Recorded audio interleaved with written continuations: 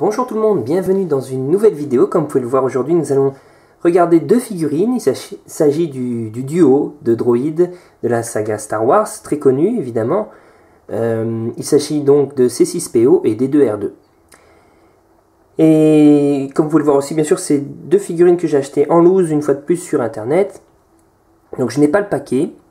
Les seules choses que je sais, c'est que C6PO qui est sur la gauche fait partie de l'année 2006, la figurine de 2006, et que pour D2R2, sur la droite, ici, et il s'agit, je crois, de la version capturée par les Jawa, selon ce que j'ai pu trouver.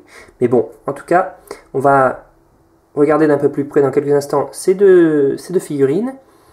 Bon, pour leur histoire très connue, il suffit de regarder les 6 films de Star Wars et vous aurez leur histoire depuis leur construction pratiquement, en tout cas depuis leur début en tant qu'astrodroïde pour D2R2, et puis bien sûr bon, la construction de C6PO par Anakin Skywalker dans l'épisode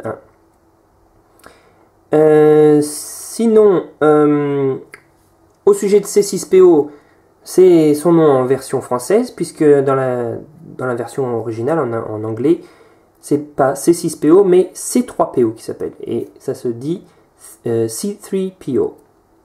Voilà, et pour D2R2, c'est en fait l'inverse, c'est R2D2, R2D2 en anglais. Donc voilà, juste pour la curiosité de différence entre les deux versions, française et anglaise. Maintenant, jetons un petit coup d'œil aux figurines en elles-mêmes. On va commencer par C6PO. Au niveau des articulations, on a sa tête qui est montée sur une boule, plus ou moins, c'est plutôt sur un axe, on va dire, qui tourne dans tous les sens, en fait. J'espère que ça zoome bien, focus bien, voilà. Pour les bras, par contre, on a juste une articulation dans un seul sens sur l'épaule, rien au coude ni au poignet. Après, pour un robot, pour un droïde, ça va, puisque il est assez raide dans ses mouvements, dans les films, donc voilà, pas besoin de beaucoup. Par contre, il a une articulation au niveau de la taille, vous pouvez le voir, qui tourne dans ce sens-là, mais qui est aussi un peu montée sur un axe, donc peut être dans n'importe quelle position.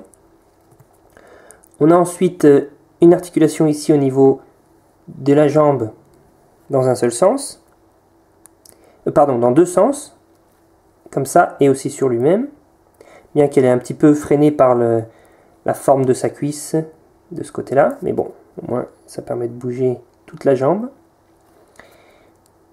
Pour les genoux, dans un seul sens,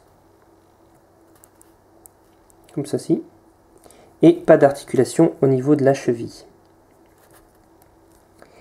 Sinon, c'est une très belle figurine, vous pouvez le voir, bien brillante. Cette version-là, il y a différentes versions de C6PO, bien sûr, hein. Celle-ci, on pourrait penser que c'est la version à la fin de l'épisode 4, Un Nouvel Espoir, puisqu'il est bien doré, pas du tout abîmé. Donc voilà, pourquoi pas. Maintenant, passons vite fait sur D2R2, R2D2, comme vous préférez l'appeler. Vous avez une articulation au niveau, on va dire, de la tête, qui tourne dans un sens. Ici pour l'épaule,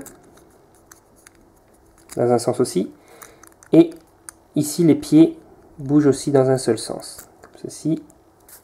Et le pied central aussi. Petit plus aussi sur cette figurine, si vous tournez sa tête dans un sens comme ça, vous regardez le pied central en bas, en fait il se rétracte. Voilà.